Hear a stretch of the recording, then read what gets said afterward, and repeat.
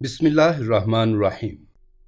میں جب بھی گھر آتا تو میری بیوی مجھے دیکھ کر ڈر جاتی اور فوراً اپنی قمیص کے دامن کو چھپاتی ہوئی صحن میں آتی اور اس پر مٹی ڈالنے لگ جاتی، جیسے کچھ صاف کرنے کی کوشش کرتی ہو۔ میں اس سے پوچھتا تو وہ کہتی، مجھے مٹی کی خوشبو پسند ہے، آپ تو بس وہم ہی کرتے رہتے ہیں۔ ایک دو بار میں نے اس کی حرکت اگنور کر دی، مگر اب وہ ہمیشہ ہی ایسا کرنے لگی تو مجھے کچھ شک ہو گیا۔ ایک دن میں نے آفس جانے سے پہلے اپنے کمرے میں خفیہ کیمرہ لگا دیا اور آفس جا کر سارا دن بیوی کو نوٹ کرتا رہا، مگر یہ دیکھ کر تو میں اتنا شرمندہ ہوا کہ میری بیوی تو نمازی اور پرہیزگار ہے۔ میں خوشی خوشی گھر آنے لگا تو ایک نظر پھر سے کیمرے میں دیکھا تو پیروں تلے سے زمین نکل گئی، کیونکہ میری بیوی کے تو 5۔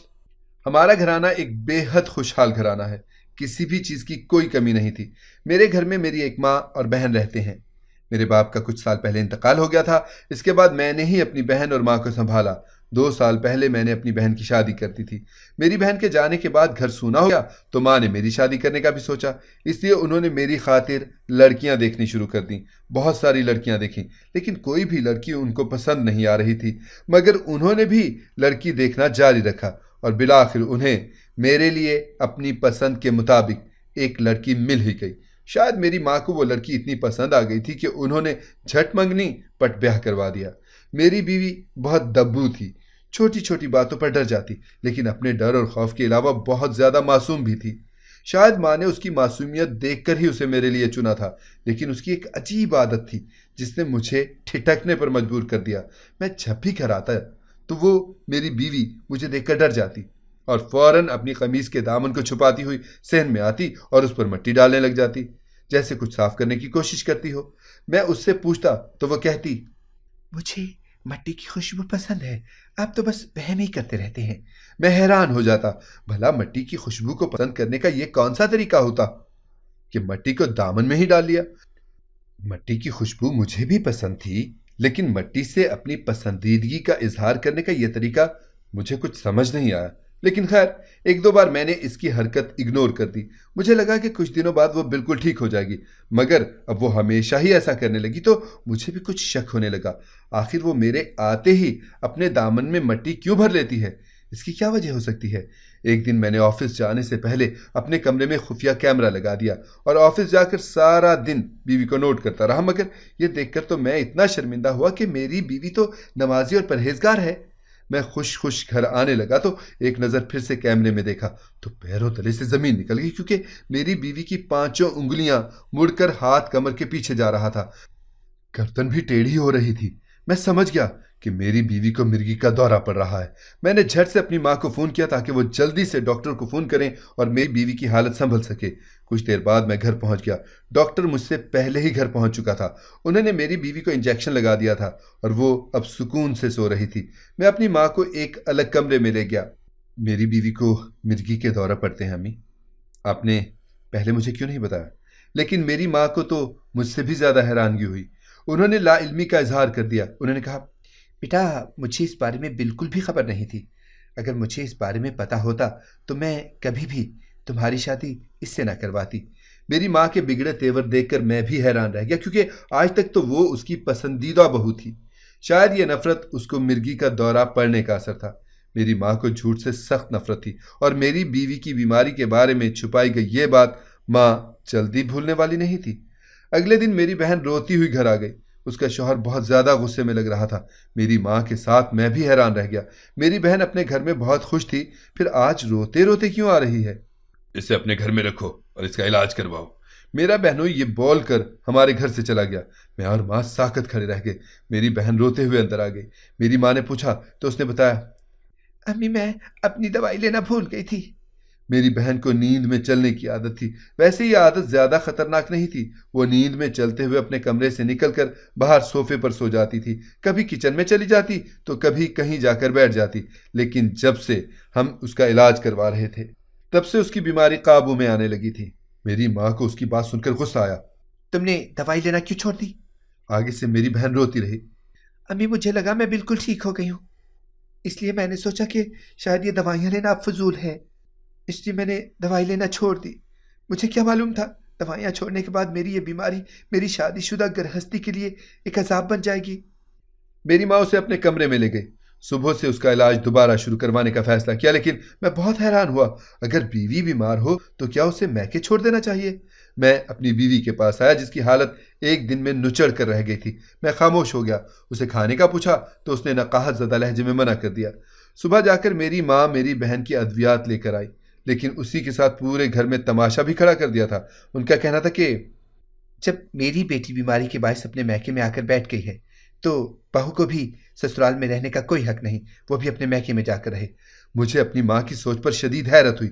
جس بہو کو وہ اتنے ارمانوں سے بیاہ کر لائیں، اب ذرا سی بات پر گھر سے نکالنے کی بات کر رہی ہیں۔ آج پہلی بار میں اپنی بیوی کے حق میں اور اپنی ماں کے خلاف بولا۔ اس پر بھی مجھ پر زن مرید ہونے کا لیبل لگ گیا، لیکن مجھے یہ بالکل بھی گوارا نہیں تھا کہ کسی ایک کے کیے کی سزا دوسرے کو دی جائے۔ اس کے بعد میری بیوی کے ساتھ میری ماں اور بہن کا رویہ تھوڑا سخت ہو گیا۔ اس کا حل نکالنے کے لیے میں نے اپنے بہنوئی سے بات کرنا ضروری سمجھا، اور پھر میں نے اس سے بات کی اور اسے سمجھایا۔ دیکھیں، اس طرح اپنی بیوی کے ساتھ سلوک نہیں کیا جاتا۔ اگر بیوی بیمار ہے تو اس کا علاج کروانے کے بجائے تم نے اسے گھر سے نکال کر میکے پہنچا دیا۔ اس طرح ہی اگر کرنا تھا تو میری بہن سے شادی ہی نہ کرتے۔ میری باتوں پر وہ تھوڑا شرمندہ ہوا اور 2 دن کے بعد میری بہن کو لے کر چلا گیا۔ میری ماں کچھ سکون میں آ گئی، اور جو میری بیوی کے ساتھ ان کا سخت رویہ ہو رہا تھا وہ تھوڑا سا بہتر ہو گیا، لیکن پہلے جیسی بات اب نہ رہی تھی۔ وہ جسے رشتوں میں کھٹاس آنا بولتے ہیں نا، شاید ہمارے گھر کے رشتوں میں بھی وہی کھٹاس آ گئی تھی۔ ان سارے جھمیلوں میں وہ چیز بھول ہی گیا کہ میری بیوی اپنے دامن میں مٹی کیوں ڈالتی ہے۔ میری بہن کے جانے کے بعد میں نے اسی مسئلے کی طرف دھیان دینے کی ٹھانی۔ بھلا ایسی کیا وجہ ہو سکتی ہے کہ وہ اپنے دامن میں مٹی بھر لیتی ہے؟ کمرے میں بھی مجھے کچھ نظر نہیں آیا۔ دوسرے دن، تیسرے دن میں نے کیمرے میں اس کی ایک ایک حرکت کو نظر میں رکھا، لیکن مجھے ایسی کوئی چیز نظر نہ آئی جس سے میں یہ جان پاؤں کہ آخر کار وہ اپنے دامن میں مٹی کیوں ڈالتی ہے۔ میری پریشانی حد سے سوا ہوتی جا رہی تھی، کیونکہ میں سارا دن کیمرے میں اس پر نظر رکھتا تو وہ نارمل ہوتی، جیسے ہی میں گھر جاتا تو وہ اپنے دامن میں مٹی ڈالنا شروع کر دیتی۔ تھک ہار کر ایک دن میں نے اس سے پوچھ ہی لیا، یار یہ آخر تم اصل وجہ بتاتی کیوں نہیں ہو؟ کیوں تم میرے آتے ہی اپنے دامن میں مٹی بھر لیتی ہو؟ بدلے میں وہ رونے لگی اور مجھ سے کچھ نہ پوچھنے کا بولنے لگی۔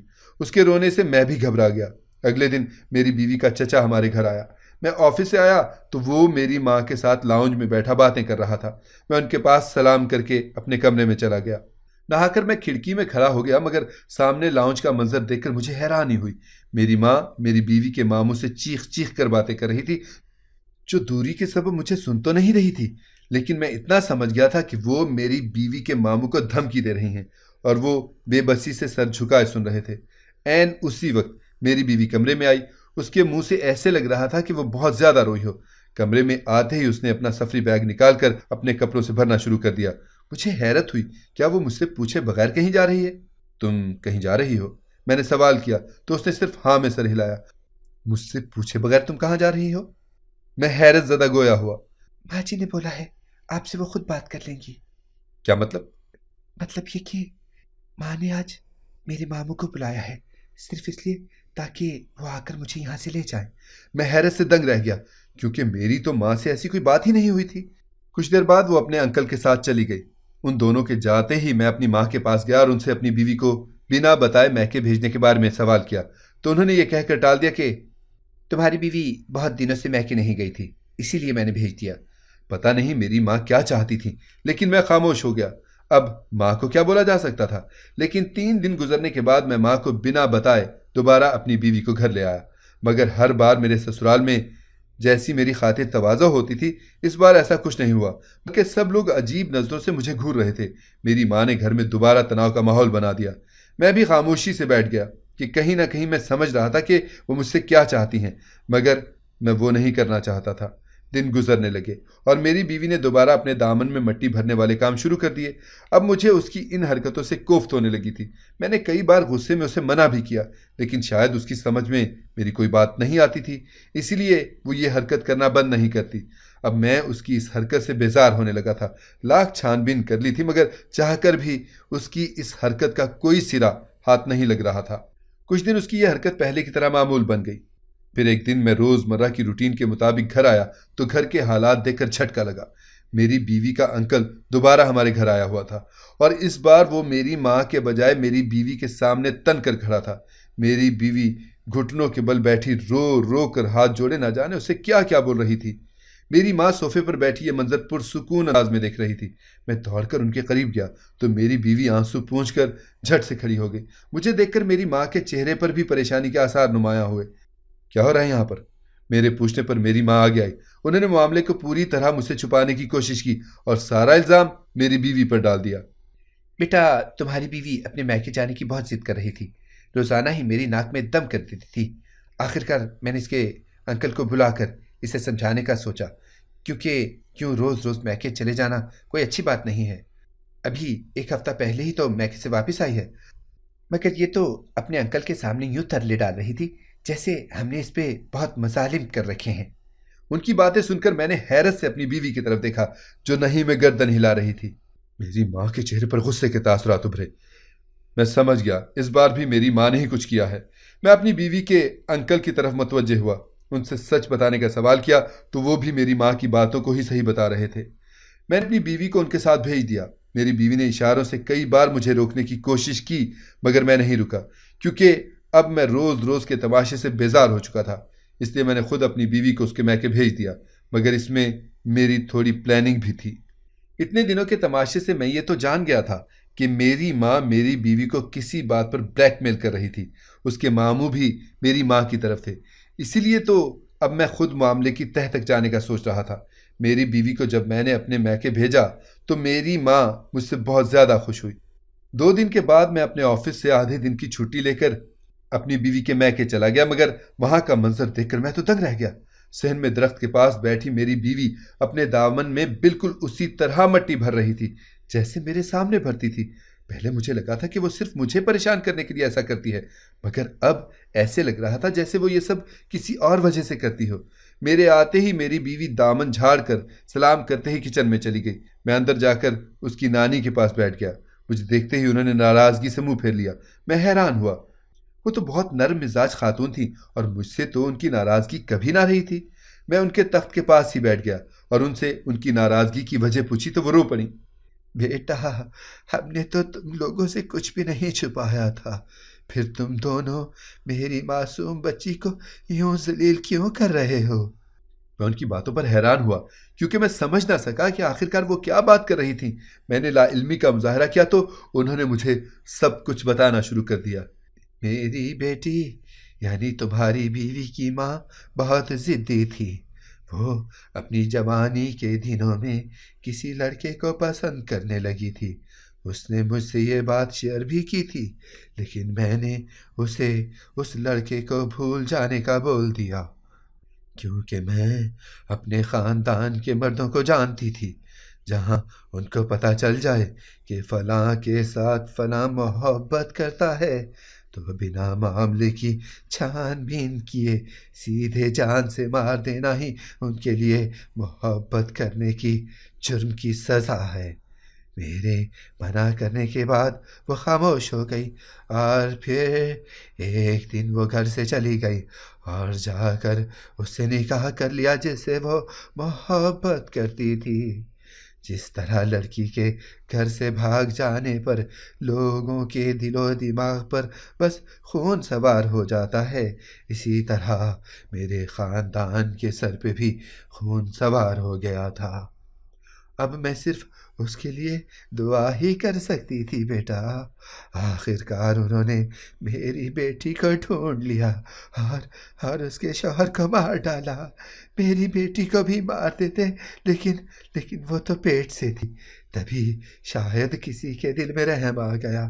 میری بچی اجڑ کر بیوہ ہو کر گھر آ گئی تھی۔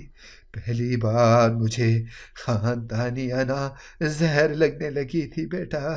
مانا کہ اس نے بھاگ کر غلط کیا تھا، لیکن نکاح کرنے کے بعد جب وہ ماں بھی بننے والی تھی تب اس کے شوہر کو مار کر انہوں نے آخرکار بدلہ لے کر ایسی کون سی مثال قائم کر دی جو آنے والی نسل کو اچھی سیکھ دے سکے۔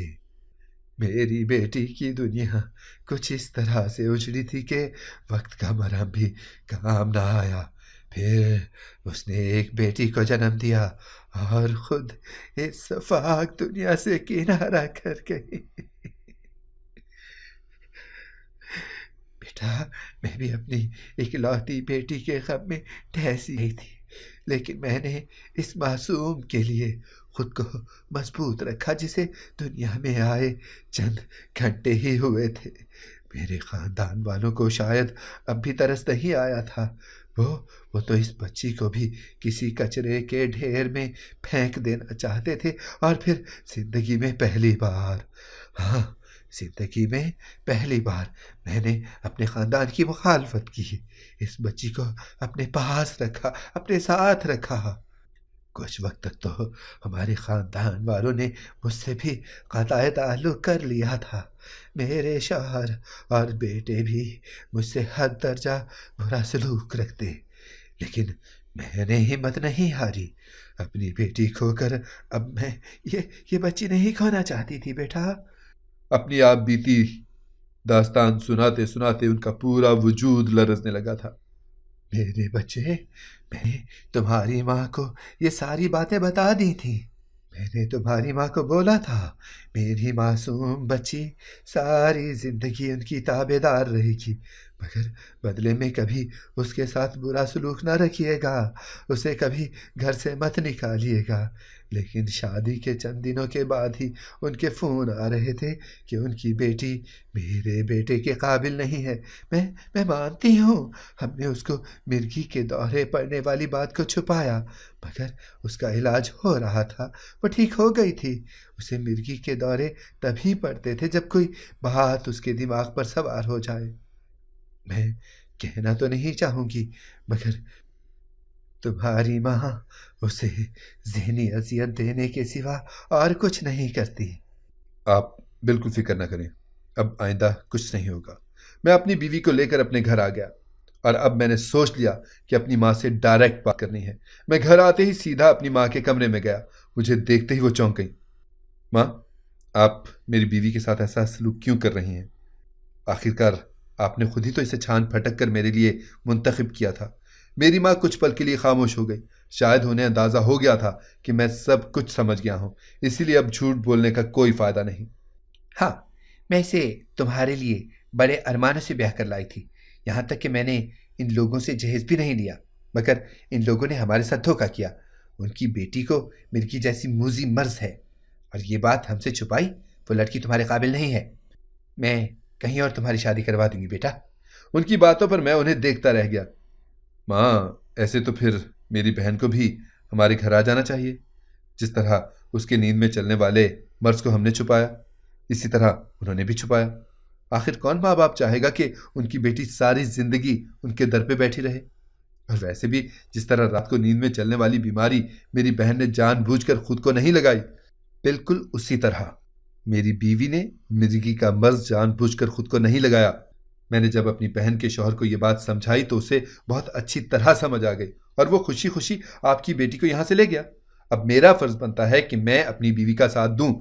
میاں بیوی کا رشتہ مضبوط تبھی بنتا ہے جب وہ ایک دوسرے کے سکھ دکھ میں ساتھ رہتے ہیں، جس طرح میرے ابو ساری زندگی آپ کے ساتھ رہے۔ میں امید کروں گا آئندہ آپ اسے ذہنی ٹارچر نہیں کریں گی۔ میری باتوں پر ان کا سر جھک گیا۔ مجھے امید تھی اب وہ میری بیوی کے ساتھ برا سلوک نہیں کریں گی، اور پھر واقعی میری ماں کا میری بیوی کے ساتھ رویہ بہتر ہوتا گیا۔ لیکن میری بیوی کی وہی حرکتیں شروع ہو گئیں۔ میرے گھر آتے ہی وہ دوبارہ دامن میں مٹی بھرنا شروع کر دیتی۔ ایک دن میرے آنے کے بعد جب وہ دامن میں مٹی بھرنے لگی تو میں نے تیزی سے آگے بڑھ کر اس کا دامن تھام لیا، اور دیکھا تو اس کے دامن میں کچھ بھی نہیں تھا، بالکل صاف دامن تھا۔ میں نے غصے سے اس کی طرف دیکھا اور اسے کھینچ کر کمرے میں لے گیا۔ میں نے بولا، مجھے آج سچ سننا ہے، تم دامن میں مٹی کیوں بھرتی ہو؟ ویسے اگر تم سچ نہ بھی بتاؤ گی تب بھی تمہاری نانی مجھے سب کچھ سچ بتا چکی ہیں۔ میں نے اندھیرے میں تیر چلایا تھا جو نشانے پر لگا۔ وہ رونے لگی، روتے روتے زمین پر بیٹھ گئی اور بولنے لگی، اب آپ سچ جان ہی گئے ہیں تو اب آپ مجھے طلاق دے دیں گے؟ میں آپ کے سامنے ہاتھ جوڑتی ہوں، پلیز اب مجھے طلاق نہ دیجیے گا، میرا کوئی قصور نہیں۔ اس کی باتوں پر میں حیران ہوا کہ آخرکار وہ کس بارے میں بات کر رہی ہے۔ میں نے بولا، تم اپنے منہ سے مجھے سارا سچ بتاؤ۔ کچھ دیر رونے کے بعد اس نے مجھے سچ بتانا شروع کیا۔ میں بچپن سے ہی یہی سنتی آ رہی ہوں کہ میں کسی کا گندا خون ہوں، मामा और बाकी खानदान वाले भी मुझे नाजायज़ बोलते थे, लेकिन उन्होंने मुझे बताया था कि मैं नाजायज़ नहीं हूँ। मेरे बाप का नाम भी मुझे बताया गया था, मगर खानदान वाले इसे नहीं मानते थे। मामू ने मुझे बताया कि अगर आपको ये बात पता चल गई तो आप उसी वक्त मुझे तलाक दे देंगे। मैं ज़हनी मरीज़ा बनती जा रही थी, मुझे दोबारा मिर्गी पड़ने लगी। तब नानी ने मुझे बोला कि अगर मैं आपके आते ही अपने दामन में मट्टी भर लूँ तो आप मुझे तलाक नहीं देंगे।